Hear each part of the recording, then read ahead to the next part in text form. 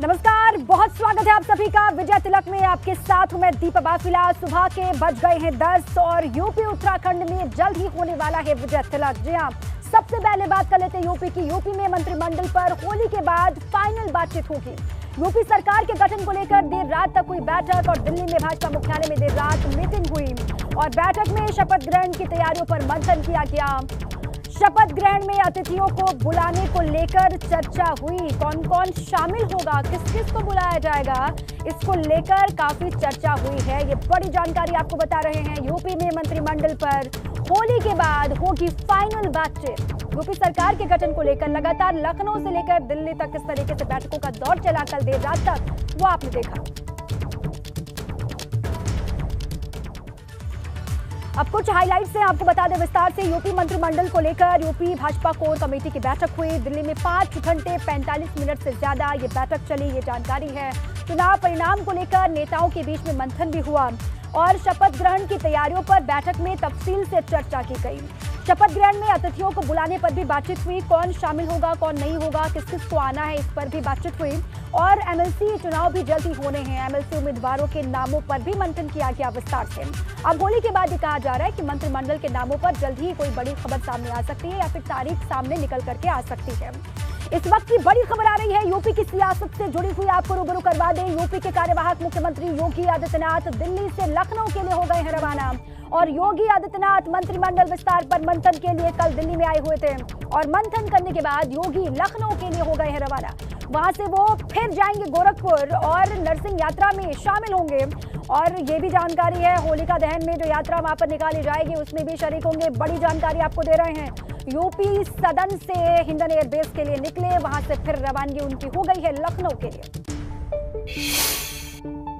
उत्तर प्रदेश के मुख्यमंत्री योगी आदित्यनाथ कल देर शाम दिल्ली पहुंचे थे। उसके बाद 6 घंटे की बैठक उन्होंने पार्टी आलाकमान के साथ की थी और अब देखिए मुख्यमंत्री वापस से लखनऊ के लिए रवाना हो रहे हैं। आप देख सकते हैं मुख्यमंत्री योगी आदित्यनाथ, उनके साथ अगर गाड़ी में बात करें तो प्रदेश अध्यक्ष भी हैं स्वतंत्र देव सिंह, वो भी बैठ के जा रहे हैं। चूंकि जिस तरीके से कल दिल्ली में देर शाम 6 घंटे के करीब बैठक चली थी और उस बैठक में यूपी के मंत्रिमंडल समेत तमाम सारे विषयों पर बातचीत की गई और इसके साथ साथ शपथ ग्रहण समारोह किस तरीके से रखा जाए, ये तमाम सारे कार्यक्रम तय किए गए।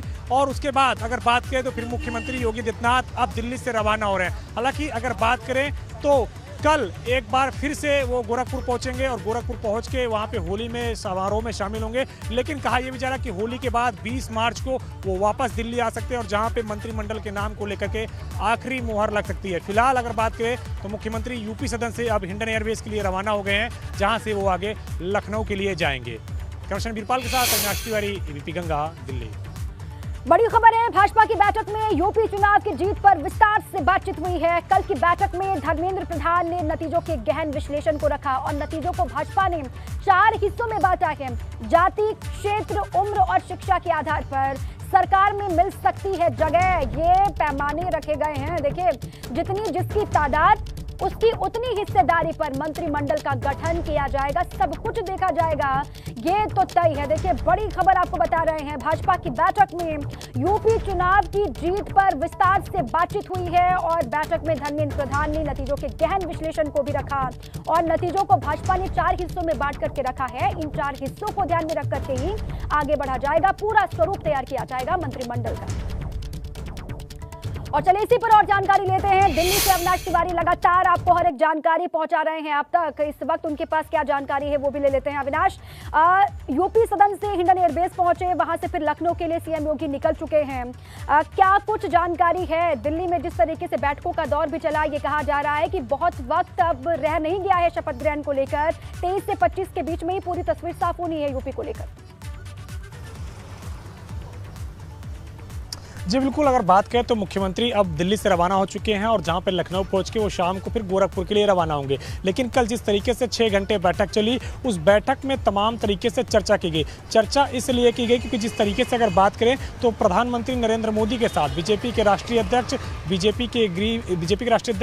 जेपी नड्डा और इसके अलावा संगठन महामंत्री बीएल संतोष और गृह मंत्री अमित शाह की बैठक सोमवार और मंगलवार को भी हुई थी। तो प्रधानमंत्री ने यह कहा था कि जहां भी नतीजे आए हैं यूपी में, उत्तराखंड में, गोवा में, मणिपुर में, वहाँ पे एक लिस्ट तैयार की जाए जहाँ पे ये पता चल सके कि कितने युवा जीते हैं, कितने महिला जीते हैं, उनमें से कितने ज़्यादा शिक्षित लोग हैं, कितने ज़्यादा समीकरण किस तरीके से बन रहे हैं। तो ये तमाम तरह चीज़ों को लेकर के पीएम ने जरूर जानकारी मांगी थी। जिसके बाद अगर कल बात करें तो चुनाव प्रभारी धर्मेंद्र प्रधान ने कल की बैठक में तमाम तरह समीकरण के साथ जीते हुए उम्मीदवारों के नाम को वहाँ पे रखा कि जो जीते हुए उम्मीदवार हैं उनमें से कितनी जाति के कौन से उम्मीदवार हैं, इसके अलावा उनमें से पढ़े लिखे कितने हैं, कितने प्रोफेशनल से आए हुए हैं, कितने प्रशासनिक अधिकारी रहे हैं, कितने अधिकारी रहे हैं, और इसके साथ साथ किस तरीके से महिलाओं की हिस्सेदारी रही है। तो ये तमाम तरह चीज़ों का कल वर्गीकरण किया गया। उसके बाद फिर कल अगर बैठक समाप्त होने की बात करें तो पार्टी के राष्ट्रीय अध्यक्ष जेपी नड्डा ने ये सारी चीज़ें जो ब्रीफ है वो गृह मंत्री को किया है। अब इसी में से अगर बात करें तो मंत्रिमंडल का चुनाव होना है, क्योंकि अगर अभी केंद्रीय मंत्रिमंडल को देखें तो इसमें सब कुछ देखने को मिलता है। युवा भी हैं, महिलाएं भी हैं, सबसे ज़्यादा महिलाएं हैं, सबसे ज़्यादा ओबीसी चेहरे हैं,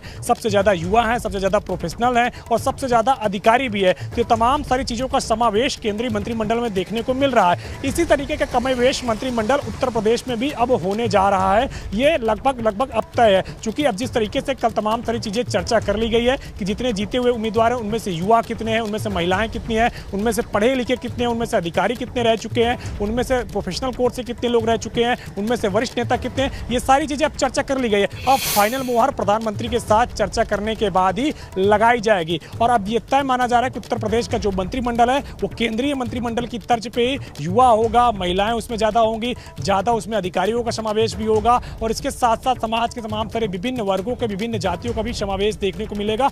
और एक ऐसा मंत्रिमंडल होगा जो 2024 तक काम करेगा, जिसकी छाप होगी कि 2024 में फिर से एक बार उत्तर प्रदेश में ज़्यादा से ज़्यादा संसद की जो सीटें हैं उसको जिताकर वो भारतीय जनता पार्टी की झोली में डाले। तो ये तमाम सारी चीज़ें कल तय की गई है। अब प्रधानमंत्री नरेंद्र मोदी के साथ जल्द ही पार्टी के तमाम तरह जो शीर्ष नेता हैं उनकी बैठक होगी, जिसमें अंतिम मुहर लगाने का काम किया जाएगा। और उसके पहले अगर बात करें तो होली के बाद भी एक बार बैठक फिर से होगी, जहां पे कल ये जो तमाम सारे नामों को लेकर चर्चा की गई है कि कितने उम्मीदवार जो जीते हुए आए हैं उनमें से कितनी महिला हैं, कितने शिक्षित हुआ हैं, कितने प्रशासनिक अधिकारी के तौर पे काम कर चुके हैं, तो उनमें से अब किनको मंत्रिमंडल में शामिल किया जाए, उनके नाम चूज करने की प्रक्रिया होगी, या कहीं उनके नाम पिक किए जाएंगे और फिर अंतिम मुहर लगाई जाएगी। और फिर शपथ ग्रहण समारोह में जिस तरीके से तैयारियां चल रही है, फिर शपथ ग्रहण समारोह कराया जाएगा। तो ये तमाम सारा जो क्राइटेरिया है ये सेट किया गया है चारों राज्यों के लिए। इसकी छाप न सिर्फ उत्तर प्रदेश में देखी जाएगी बल्कि उत्तराखंड के अंदर भी ऐसा ही कमोवेश देखा जाएगा, जहां पे हर तरीके से समावेश देखने को मिलेगा मंत्रिमंडल के अंदर, और जो मंत्रिमंडल होगा उसमें हर तरीके से भागीदारी रहेगी, जैसे कि अभी केंद्रीय मंत्रिमंडल में है। चले ठीक है अविनाश, इन 4 चीजों को ध्यान में रखा जाएगा और न सिर्फ उत्तर प्रदेश में बल्कि उत्तराखंड में भी इसकी झलक देखने को मिलेगी। और इसी को लेकर ये लगातार दिल्ली में मंथन भी हुआ और अब जो है आखिरी बातचीत की बारी है, आखिरी जो फैसला है वो जल्द ही सामने होगा। बहुत शुक्रिया आपका अविनाश पूरी जानकारी के लिए। इसी बीच एक बड़ी खबर है लखनऊ से। सरकार के गठन के बाद बम्पर भर्ती की तैयारी चल रही है। पुलिस और बेसिक शिक्षा विभाग में हजारों पदों पर भर्ती की तैयारी चल रही है। 26,000 सिपाहियों की भर्ती की तैयारी में सरकार इस वक्त दिखाई दे रही है। और पुलिस में भर्ती के लिए मई के आखिरी तक जारी हो सकता है विज्ञापन, ये भी खबर है। और सिपाही के लिए जुलाई में परीक्षा और दिसंबर तक परिणाम घोषित होगा, ये भी कहा जा रहा है। और सिपाही भर्ती में महिलाओं के लिए 20% पद आरक्षित होंगे, ये भी जानकारी महिलाओं के लिए से अहम है। और बेसिक शिक्षा में 17,000 से ज्यादा सहायक अध्यापकों के भर्ती की तैयारी चल रही है। बेसिक शिक्षा विभाग में अभी है 50,000 से ज्यादा पद खाली। और बेसिक शिक्षा विभाग में चुनाव से पहले की गई थी भर्ती की घोषणा और आचार संहिता के चलते भर्ती प्रक्रिया को आगे बढ़ाया गया था। और अब देखिए सिलसिलेवार तरीके से पूरी तस्वीर साफ होगी। और देखिए इसी पर और जानकारियों के साथ मेरे साथ जुड़ रहे हैं लखनऊ से शैलेश अरोड़ा। सीधे शैलेश का ही रुख कर लेते हैं। शैलेश, देखिए भर्ती का मुद्दा, रोजगार का मसला, बेरोजगारी का मसला पिछले टेन्योर में कितना गूंजा और विपक्ष ने भी इसको कितनी तरीके से पुरजोर तरीके से मुद्दा उठाया, वो हम सब ने देखा। अब देखिए शपथ ग्रहण से पहले ये खबर अहम हो जाती है कि बम्पर भर्ती की तैयारी में सरकार दिखाई दे रही है इस बार। बिल्कुल, देखिए निश्चित रूप से योगी सरकार पार्ट 1 की अगर बात करते हैं तो उसमें भी रोजगार काफ़ी अहम मुद्दा रहा। एक तरफ सरकार जहां पर अपनी उपलब्धियों में गिनाती रही कि उसने करीब 5 लाख लोगों को सरकारी नौकरी दी, तो वहीं दूसरी ओर विपक्ष इन सरकारी नौकरियों के नाम पर ही, रोजगार के नाम पर ही सरकार पर हमलावर रहा। अब योगी सरकार पार्ट 2 का शपथ ग्रहण समारोह होने वाला है और ये देखिए अंदर अंदर तैयारी शुरू हो चुकी है कि सरकार के गठन के बाद अब बड़े पैमाने पर भर्तियाँ निकाली जाए, सरकारी भर्तियाँ, जिसमें सबसे पहला जो लक्ष्य रखा गया है वो पुलिस विभाग और बेसिक शिक्षा विभाग को रखा रखा गया है। पुलिस विभाग की अगर बात करें तो 26,000 के करीब जो है सिपाही और लगभग 172 फायरमैन जो है इनकी भर्ती की तैयारी है और इसके लिए मई में विज्ञापन जारी करने की तैयारी, जिसके बाद क्योंकि देखिए प्रक्रिया लंबी है, लिखित परीक्षा होगी, फिजिकल होगा, तो इन चीज़ों के बाद लगभग प्रक्रिया को पूरी करने के लिए जो लक्ष्य रखा गया वो दिसंबर तक का रखा गया। दूसरी चीज़ अगर बात करें तो बेसिक शिक्षा विभाग में देखिए 17,000 पदों की एक भर्ती का ऐलान दिसंबर 2021 में कर दिया गया था, लेकिन उसके बाद में चुनाव की तारीखों का ऐलान हो गया, आचार संहिता लग गई, जिसके चलते वो भर्ती प्रक्रिया वहीं पर रोक दी गई थी। उसका आगे विज्ञापन जारी होने की कार्रवाई नहीं हो सकी थी, लेकिन अब उस भर्ती को आगे बढ़ाने की तैयारी है कि जैसी सरकार का गठन हो, मंत्रिमंडल का गठन हो, उसके बाद इस भर्ती को भी आगे बढ़ाया जाए। और देखिए ऐलान भले 17,000 पदों का था, लेकिन अब जो भर्ती आएगी वो उससे ज़्यादा पदों की भी हो सकती है। उसके पीछे की एक बड़ी वजह ये है कि बेसिक शिक्षा विभाग में लगभग 50 से 60,000 पद जो है वो शिक्षकों के खाली है, सहायक अध्यापकों के खाली है। ऐसे में सरकार एक बड़ी बम्पर भर्ती ला सकती है और देखिए इससे जो मैसेज है वो साफ, एक तरफ देखिए रोजगार तो मिलेगा, दूसरी तरफ सरकार का ये मैसेज स्पष्ट हो जाएगा कि हम दोबारा जब सत्ता में आए तो एक बार फिर से हमारा जो फोकस है वो नौजवान है, वो रोजगार है, वो युवा है। इनके ऊपर जो विपक्षी लगातार निशाना साधते हैं उनके पास कहने के लिए इस मुद्दे पर शायद कुछ नहीं बचेगा, ये भी एक बड़ी वजह है। तो कहीं ना कहीं देखिए बड़ी संख्या में भर्तियां निकलेंगी। अगर दोनों विभाग की हम बात कर लें मिलाकर तो ये मानकर चलिए मोटे तौर पर कि 50,000 से ज़्यादा पदों पर सिर्फ इन दो विभाग में भर्तियों की सौगात जो है बहुत जल्द मिल सकती है। जो तस्वीर है और ज़्यादा वो मंत्रिमंडल के गठन के बाद साफ हो जाएगी, क्योंकि बहुत सारे उसमें देखिए जो नियम है, जो कंडीशंस है, उनको तय करना होगा। हालांकि अंदर अंदर देखिए सोर्सेज की माने अधिकारियों ने अपनी तैयारी पूरी कर ली है कि किस तरह से क्या प्रक्रिया रहेगी, लेकिन जब सरकार का गठन हो जाएगा, उसको सरकार तक ले जाया जाएगा, तो एक प्रक्रिया है, उसको पूरा फॉलो करने के बाद आगे पूरी भर्ती प्रक्रिया को बढ़ाने की तैयारी हो रही है। और निश्चित रूप से सिर्फ ये दो विभाग नहीं बल्कि इसके बाद तमाम और विभागों में भी इस बार ये मानकर चलिए कि सरकार का एक बार फिर से भर्तियों को लेकर फोकस रहेगा। अधीनस्थ सेवा चयन आयोग की अगर हम बात करें तो देखिए वहाँ पर भी एक मुख्य परीक्षा हुई थी 2021 में, जिसमें 19 लाख से ज़्यादा लोग शामिल हुए थे। तो अब उस भर्ती के बाद जो अलग अलग विभागों के लिए भर्ती होनी थी, जिसमें से वहाँ पर जिन बच्चों को जो परीक्षा में शामिल हुए अभ्यर्थी उनको लिया जाना है, तो अलग अलग विभागों के जो प्रस्ताव पड़े अधीनस्थ सेवा चयन आयोग के पास, जाहिर सी बात है कि उनको भी आगे बढ़ाया जाएगा। के लिए उन अभ्यर्थियों के लिए ये अच्छी खबर है जिसकी तैयारी में सरकार दिखाई दे रही है। और पहले टेन्योर में जो तमाम सवाल खड़े किए गए, जो खामियां कहीं ना कहीं रही, जो कमियां रही, उनको भरने की कोशिश दूसरे कार्यकाल में जरूर की जाएगी और उसकी झलक शुरुआत से देखी भी जा रही है। बहुत शुक्रिया आपका शैलेश पूरी जानकारी के लिए। उत्तर प्रदेश में भाजपा को मिली बम्पर जीत के बाद अब सीएम योगी आदित्यनाथ के शपथ ग्रहण समारोह की तैयारियां तेज हो गई हैं। लखनऊ के एकाना स्टेडियम में सीएम योगी का शपथ ग्रहण समारोह आयोजित किया जाएगा और इसके लिए जोर शोर से वहां पर तैयारियां चल रही हैं। के शपथ ग्रहण समारोह को भव्य बनाने के लिए तैयारियां जोरों पर हैं। ये शपथ ग्रहण समारोह राजधानी लखनऊ में भारत रत्न स्वर्गीय अटल बिहारी वाजपेयी इकाना क्रिकेट स्टेडियम में होगा। हमारे पीछे आप ये देख सकते हैं तस्वीरें, ये इकाना स्टेडियम है जिसकी क्षमता लगभग 50,000 लोगों की है। बहरहाल यहाँ पर शपथ ग्रहण समारोह को लेकर सुरक्षा व्यवस्था कड़ी कर दी गई है। यहाँ पर पुलिस ने अपना डेरा डाल दिया है। इससे पहले अगर बात करें तो खुद अपर मुख्य सचिव गृह अवनीश अवस्थी, एडीजीएलओ प्रशांत कुमार के साथ ही राजधानी लखनऊ के जो तमाम अधिकारी हैं ज़िले के, जैसे बात करें डीएम अभिषेक प्रकाश, जेसीपी, इसके अलावा तमाम और अधिकारियों ने यहाँ का निरीक्षण किया, मुआयना किया, बैठक की, तैयारियों को लेकर लंबी चर्चा भी हुई थी। और इसके बाद यहाँ पर तैयारियाँ अब जोरों पर हैं। लगातार जो अंदर टेंट लगना है, जो चेयर्स लगनी है अतिथियों के लिए, वो अंदर जाना शुरू हो चुकी हैं।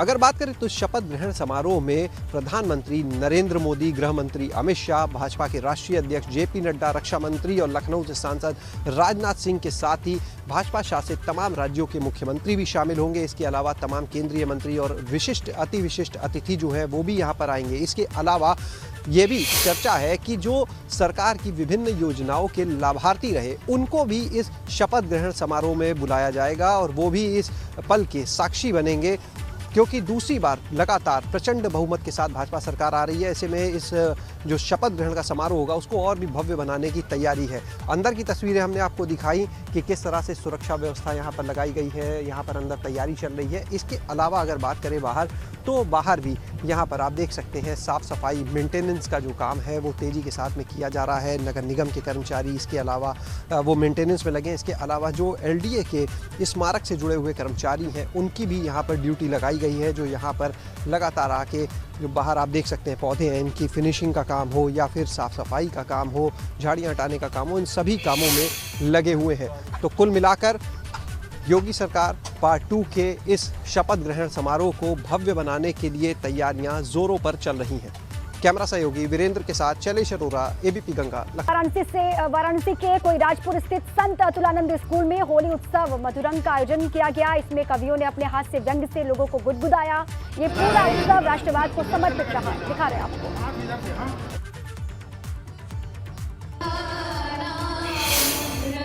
हम आने वाली होली की खुशियां मना रहे हैं, इसके साथ साथ जो राष्ट्रीयता की जीत हुई है उस जीत की भी खुशियां मना रहे हैं। हास्य और भारतीयता, राष्ट्रभक्ति, यही विषय है कवि सम्मेलन का।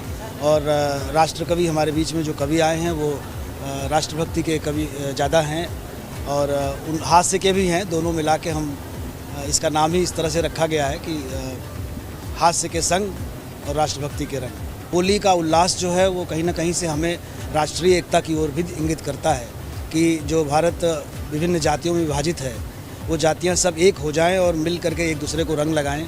वो हिंदू मुसलमान का फ़र्क भी भूल जाएं, आपस में मिलजुल करके रंग खेलें। यही एक उद्देश्य हमारा है कि इसको हम इस बड़े प्लेटफॉर्म के इन कवियों के माध्यम से, कि शब्दों में बड़ी जान होती है, तो इन कवियों के माध्यम से हम जो है इस संदेश समाज में दे सकें। ब्रजभूमि रंग और आस्था में इस वक्त डूबी हुई है। मथुरा में जन्मभूमि मंदिर में देश भर से श्रद्धालु होली खेलने के लिए आ रहे हैं। कुछ लोग रंगों से सराबोर हैं, कुछ लोग आस्था से सराबोर वहां पर दिखाई दे रहे हैं। तो ब्रजभूमि में होली की जो खुमारी है वो चढ़नी शुरू हो गई, लेकिन यहाँ की जो होली है वो आस्था में सराबोर रहती है। तो आप देखिए जो जन्मभूमि मंदिर है, यहाँ पर बड़ी संख्या में लोग दर्शन के लिए पहुंचे हैं, रंग बिखरने लगे हैं। चलिए बातचीत की शुरुआत कर लेते हैं। ब्रज से ही आप लोग कहीं बाहर से आए? इंदौर से आए सर हम लोग। ब्रज में खासतौर से होली खेलने के लिए? हाँ, होली खेलने आए। हम हर साल आते हैं होली खेलने। अच्छा, हर साल होली यही होती है? हाँ, हर साल। क्या खास है यहाँ पे ऐसा कि हर साल आप आते हैं? यहाँ पे मेरे बाके बिहारी मैं तो बाके बिहारी की माँ हूँ। लड्डू गोपाल के साथ खेलती हूँ। लड्डू गोपाल को पाल पोस के भोजन कराती हूँ। वो मेरे शिक्षक हैं, उन्होंने मेरा हर तरह से ध्यान रखा है। देखिए ये भाई साहब एकदम रंग में सराबोर दिख रहे हैं। होली हो गई? होली हो गई सर। तो यहाँ तो 40 दिन होली खेली जाती है? हाँ, 1 महीना पहले से होती है होली। अच्छा। हाँ, तो यहाँ तो पूरे देश के लोग आते हैं? बहुत सारे अंग्रेज भी आते हैं, विदेश से भी आते हैं यहाँ सर। क्या खास बात है यहाँ? यहाँ मथुरा वृंदावन प्रसिद्ध है ना होली में, इसीलिए। देखिए कुछ और लोगों से बात करते हैं। देखिए रंग में सराबोर हैं। कहाँ से आए भाई साहब? अलीगढ़ से आए सर। तो होली खेलने यहीं आते हैं क्या ब्रज में? हाँ जी सर। कुछ और लोग बात करना चाह रहे हैं। हाँ, कहाँ से आए आप? ये सर पटना से आए हुए हैं। आरा खासकर आरा से आए हुए हैं। आरा में हमारा एक गांव है मसार, वहीं से आए हुए हैं। ब्रज की होली का दर्शन करने आए हैं। और आपके चैनल के माध्यम से जितने भी यहाँ तमाम देशवासी हमें देख रहे हैं,